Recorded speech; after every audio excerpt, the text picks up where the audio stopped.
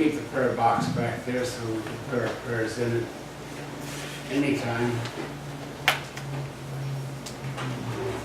Those that request prayers, there's usually a piece of paper there to write them on. And I can see a couple of pens there, so I really invite you to write them. Put them in there. What we do with them is at least once a month, we send them to Silent Unity, and they are prayed over for another month. So what we're doing right now is we're honoring that we have prayers here, that the Christ within us has blessed us, and our prayers are part of that inner spirit that we bring forth at this moment.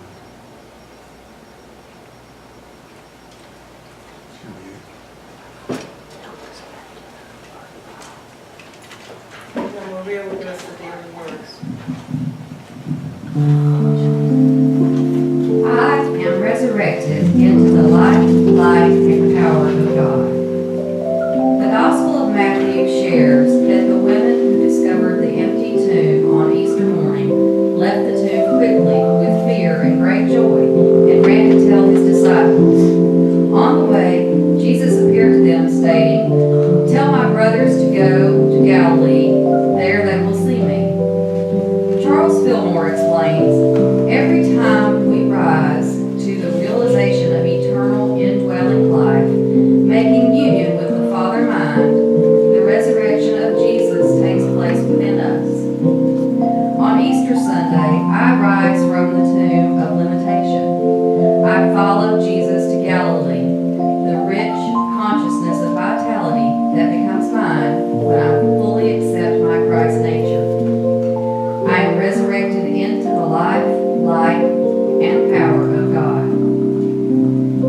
From Matthew 28:10. Then Jesus said to them, "Do not be afraid.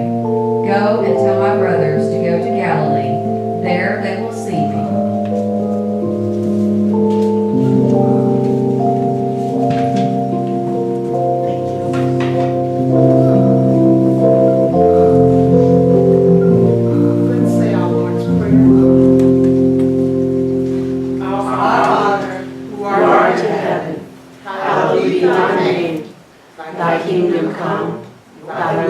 done, on earth as it is in heaven.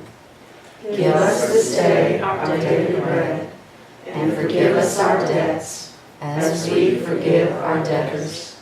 And lead us not into temptation, but deliver us from evil.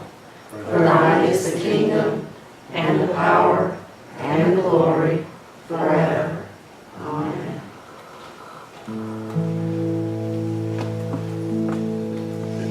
And now let us continue just a little bit deeper, a little closer to the stillness as we relax, breathing deeply,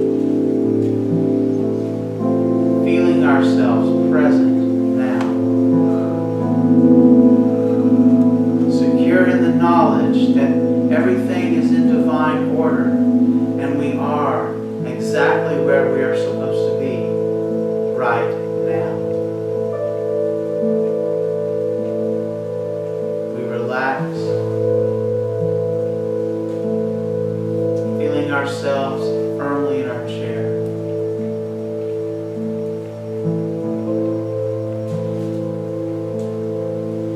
Letting go any tension.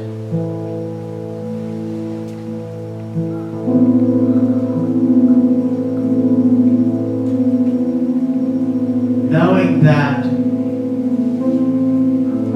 if our mind does stray and thoughts enter in, all we have to do is experience that resurrection again and move ourselves quietly back.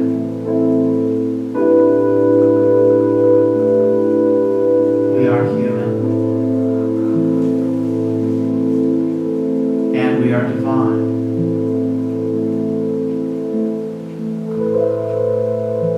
Our inheritance to have the ability to make that choice, to move back into alignment with Spirit.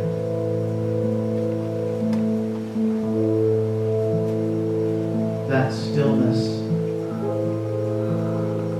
is the whole of us. It is the core of our being, the Christ within.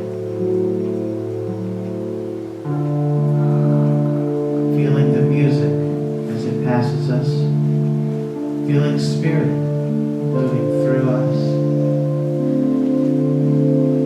from within to without, from without to within, part of the whole, touching each cell of our body with healing life, rejuvenating each cell.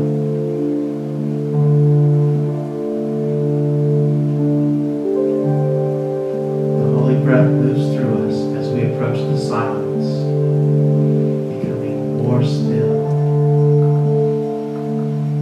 more silent.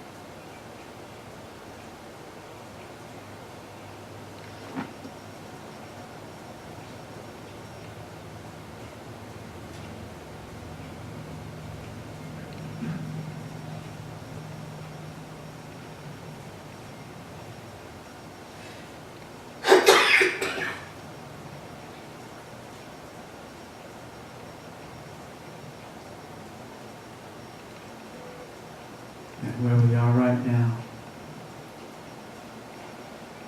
in this moment,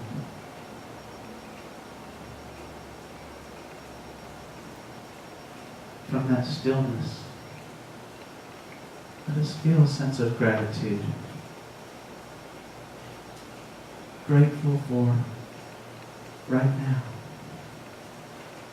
that in this now moment, Everything is exactly as it should be. And we have everything we need because we are divine.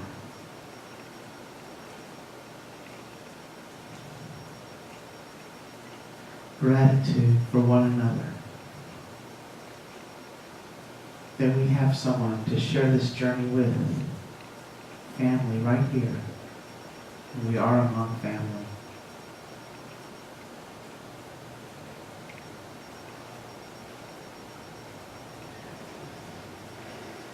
Grateful. Just a general sense of contentment. And so it is. Amen. So this morning is Easter morning. Did the Easter bunny come?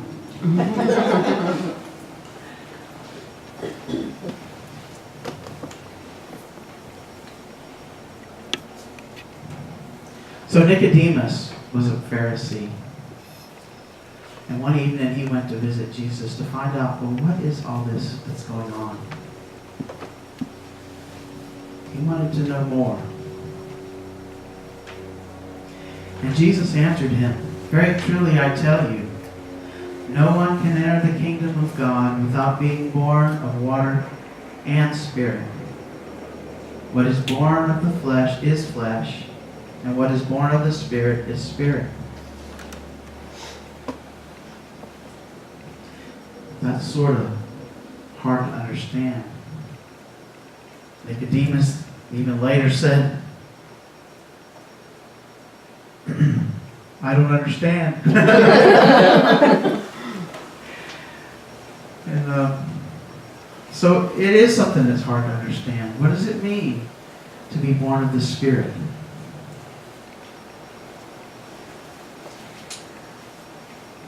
I was sitting at the family table where we get together. We'll be getting together there later today and having Easter dinner. And my niece asked me, she was having a discussion with her fiance at the time, they're now married. And she wanted to know that if she was born again, was she born again always and for good? Or would it ever be a time where she needed to be born again again? Well, at one time I was taught that once born again, always born again. Once saved, always saved. And we are always saved, whether we're born again or not, right? You know, that's one of those questions that can divide people. But if we think about what it is to be born of the Spirit, and that's what we're going to talk about this morning. There are times when we stray in our thoughts and we get bogged down in whatever the trial of the moment is. We can feel that in our bodies. We get tense. For me, I get the feeling like right back here on my shoulder blade, right underneath that right shoulder blade, and it just knots up. The longer I let myself be in that state, the harder that knot gets, and it starts to pain, and then it starts to go around here. And usually by the time it gets right here, what am I doing to myself? What am I thinking? It's like the signal the body's giving me to be aware of my thoughts. And I know whenever that starts happening that it's time to be born again. To renew my consciousness back to that alignment with Spirit, to find that still place inside. And when I do, I know that I have everything that I need right here. It doesn't matter, really, whatever it is, it can be dealt with. And I'm okay. It's like, in that moment, all that pain that I was feeling, and it was spreading and getting worse and worse, just goes away. So my answer to my niece was, yeah, we get born again and again and again, sometimes several times in the same day even. So, would you click the next slide, please? Yep. My clicker's not going to work this morning, it doesn't look like.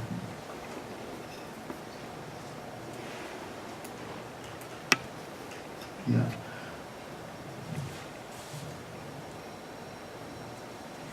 So what does the Easter Bunny have to do with all this resurrection stuff? We have the Easter Bunny and the eggs. We've been doing that since we were kids, probably, right?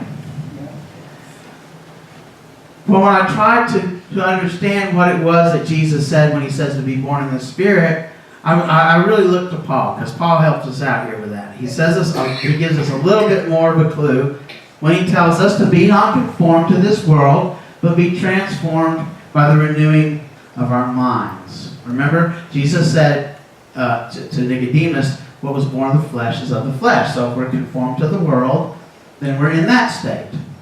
What's going on out here is more important than what's going on inside me. That's being conformed to the world.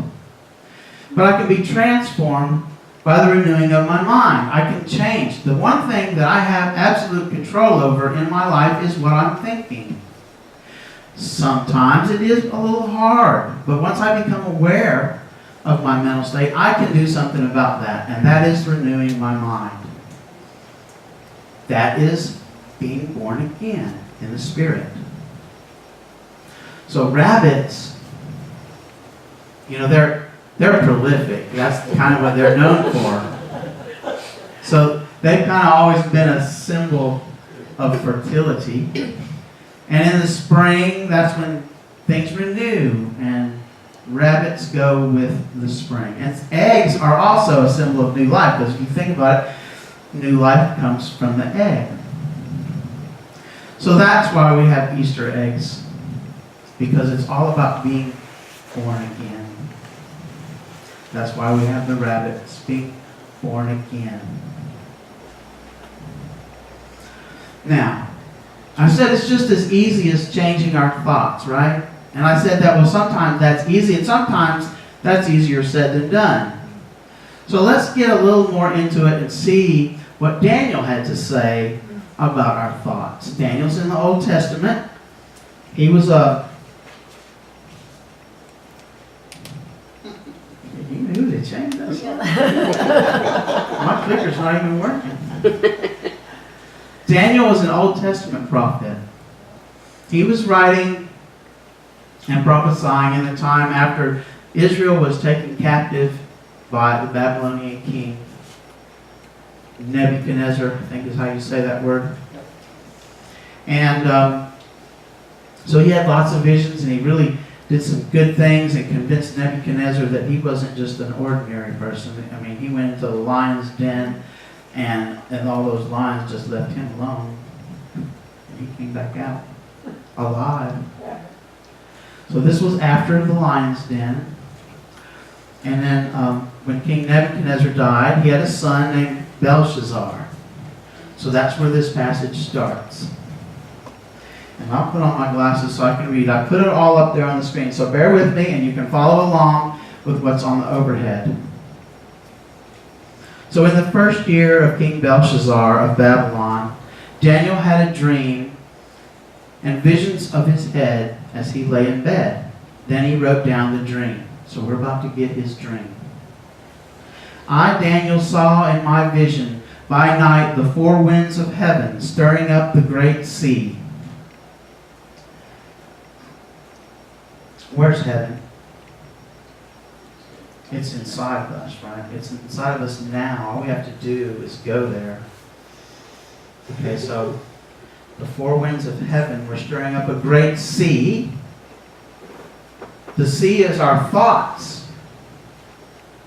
All right? And four great beasts came up out of the sea, different from one another. All right, so the beasts now are going to be inside our head. So bear that in mind as we continue reading here. The first was like a lion and had eagle's wings. Then as I watched, its wings were plucked off, and it was lifted up from the ground and made to stand on 2 feet like a human being, and the human mind was given to it. That's another clue. We're talking about something that's going on in our mind. Okay, next slide. Another beast appeared, a second one that looked like a bear. It was raised up on one side, had 3 tusks in its mouth, among its teeth, and was told, "Arise, devour many bodies."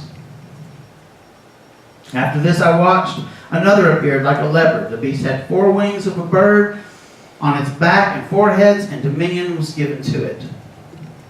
That's key. Dominion was given to it. All right, so now, after this, I saw in the visions by night a 4th beast, terrifying and dreadful, exceedingly strong. It had great iron teeth and was devouring, breaking in pieces and stamping what was left with its feet. It was different from all the other beasts that preceded it, and it had 10 horns. I'll get back to these beasts in a moment. Let me just keep on reading here.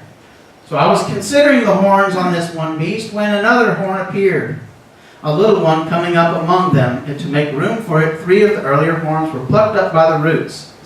There were eyes like human eyes on the horn, and a mouth speaking arrogantly.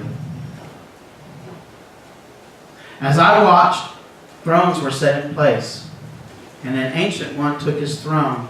His clothing was white as snow, the hair of his head like pure wool.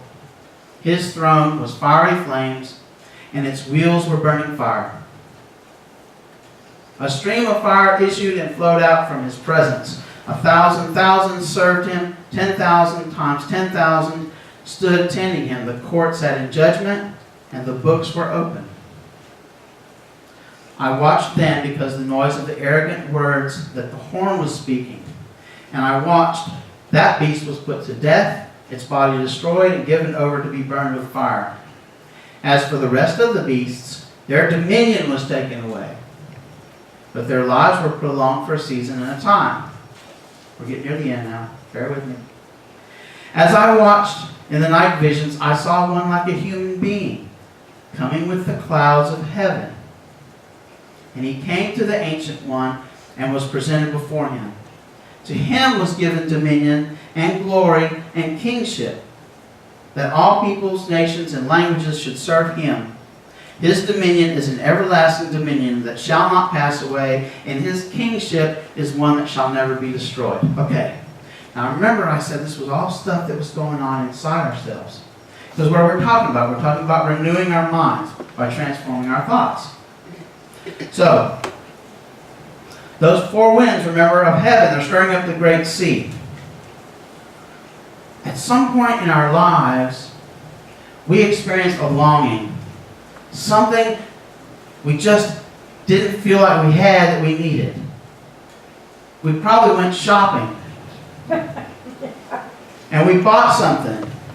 And it made us feel better for a little while. But then it didn't anymore. And so we turned on the TV and we found someone we could watch. And they made us laugh and we felt good for a little while. But we still had that longing because eventually the show ended. Or we got a good book, and it really tied us up, and we were just feeling really all right, and then the book ended. And we were still left feeling a little empty. There was something that was missing. That something missing that's that stirring up of the great sea, That's something that was missing. We're going to find it's not something we can find out there. We can only find it in one place. It's in our heart.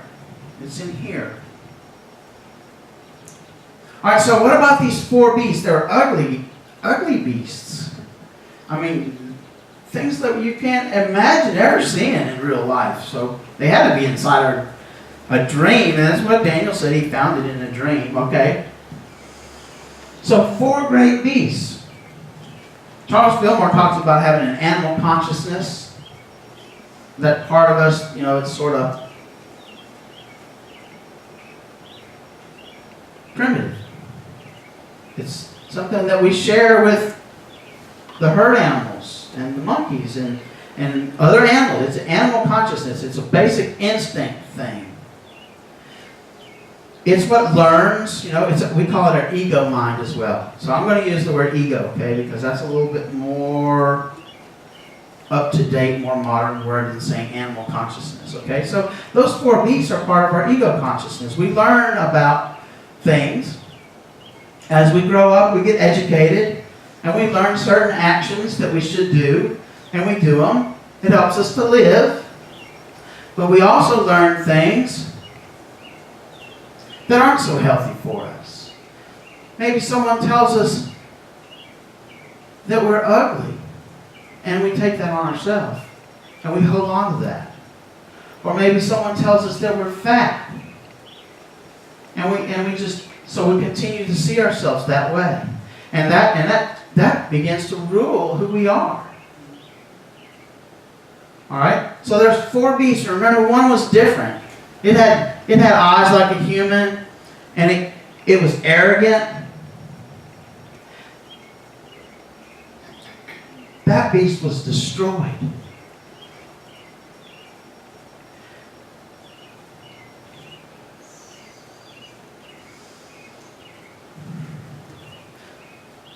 When we live in this world, we need our ego mind. It knows the things that we know to do our job. But what we don't need is that 4th beast, We don't need that 4th beast that tells us we're fat. Or that tells us that we don't need God in our life. That we're good, we got this, we can do it all by ourselves. Because I know I can't. I've tried. I couldn't get up in the morning and do the things that I have to do if I didn't know that I had Spirit to rely on. It's my faith that allows me to get up in the morning and do the things that I have to do. I for sure couldn't be up here speaking to you this morning if I didn't have that faith. There's just no way I could do this by myself. I wouldn't even try. Not only would I lead you astray, it would be that 4th beast talking to you.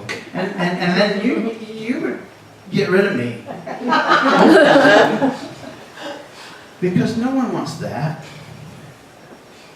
All right, so what happened in the dream that allowed this beast to be gotten rid of? If you go to the next slide, the Ancient One took his throne. Remember the Ancient One? There was a stream of fire that issued forth and flowed out of his presence. That's our inner observer. About the time that we start having this desire, we begin to be able to observe our inner state. And certainly, I would say that each one of us here has that observer that can observe, or you wouldn't be here. There was something that gave you that longing to begin this search that brought you here in the first place. That something is that inner observer. That's the Ancient One that took that throne, where the stream of fire issued forth and flowed out of his presence. The court sat in judgment. Our ability to discern. The observer sees what's going on and can make a judgment call on it.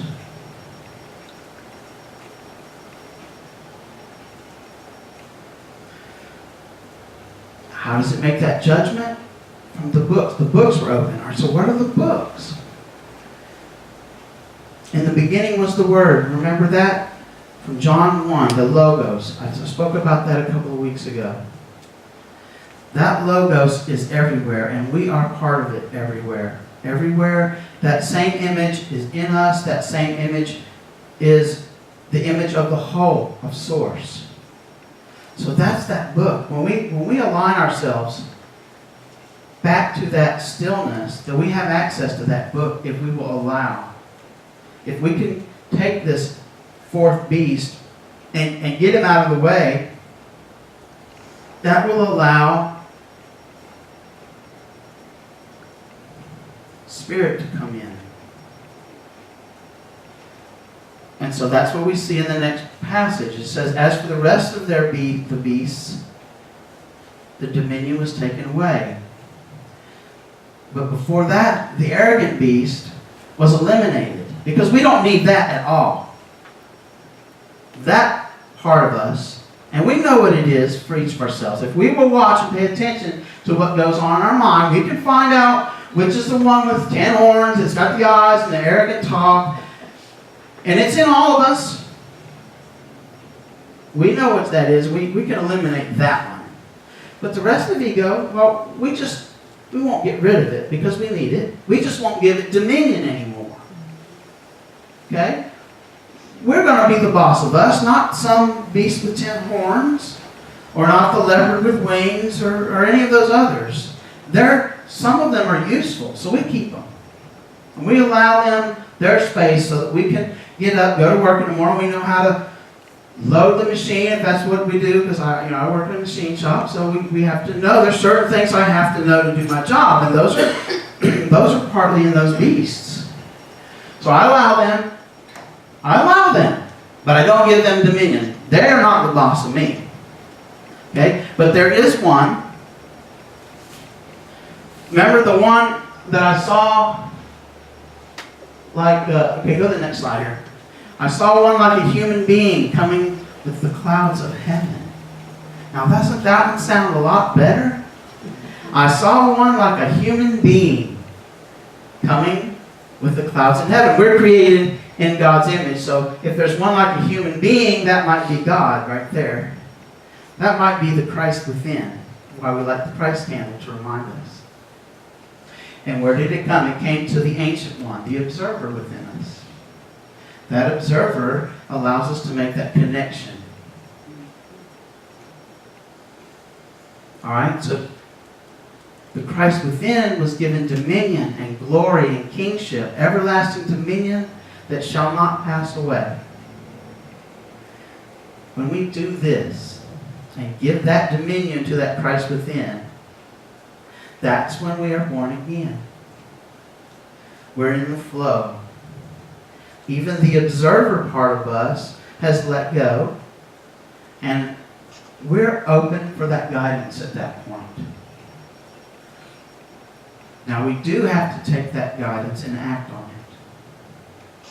When you know that that's what it is that you have, then we get a responsibility. Now here's an important part. You can't come to me to find out what your responsibility is. There's only one place that you can find it, and that's from observing yourself, so that you know which ones are the beasts, which one is that one who tells you that, hey, I'm the one you should be listening to, the one we got to eliminate. The observer in us is the one who's watching all this going on. And the observer makes the connection with Spirit. Let's go and gives dominion to Spirit. Okay. So it's all about know thyself. Because if I don't know myself, I can't know when it is time for me to be born again. I might be thinking that, oh, well, I was born again already once when I was 13. So I don't have to be born again. Do I? But no, that ego mind, that beast with the 10 horns is hard to kill. And something always happens that reminds me that he's still there. And it comes roaring back and makes me feel terrible about myself. So I have to get a hold of that. I have to get a hold of that. I have to see it first, but then I have to get a hold of it. I can say, no, I deny you to have power over me. I have free will. I am a divine being. I get to choose. And I choose Spirit. And I'm born again. We have help. Christ within is always there with us to help us. We can make that appeal. But not until we observe that we need it. So strengthen that observer. Continue to watch yourself. That's the key to all of this is to know, to be aware. Where is my attention at right now? What am I giving focus to?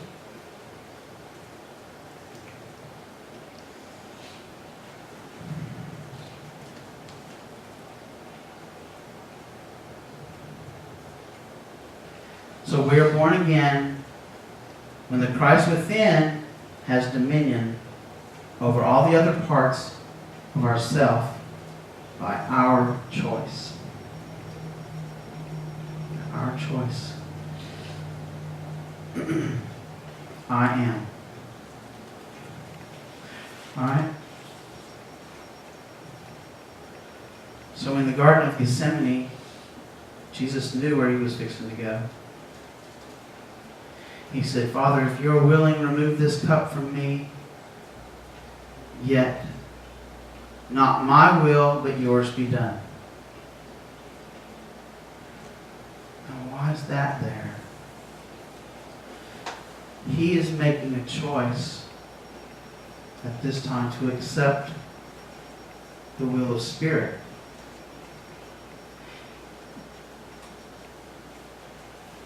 He is allowing. He made that choice. That's important. That's why this is in there. Because this stuff didn't just happen to Jesus. He made the choice to go into that. He even sent Judas, remember? He sent Judas, go do what you have to do. And he knew what was going to happen. In the Lord's Prayer we just got done saying, it says, your kingdom come, your will be done on earth as it is in heaven. Now what is earth? Earth is that part of me. That's my consciousness. That's where the beasts are residing at, those 4 beasts. It's saying, bring that part that is that one with the white robes into there. And so that I don't have to experience this earth with all of these beasts coming at me. But instead I have this heaven within me, this kingdom of heaven. It's not something we have to wait for until the end of times. It happens in every now moment, in this moment, and in any moment when you make that choice.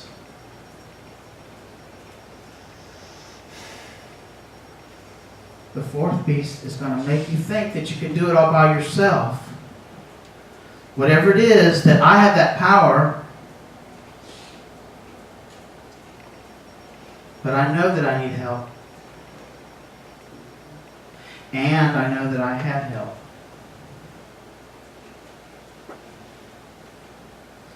Because God is always with me.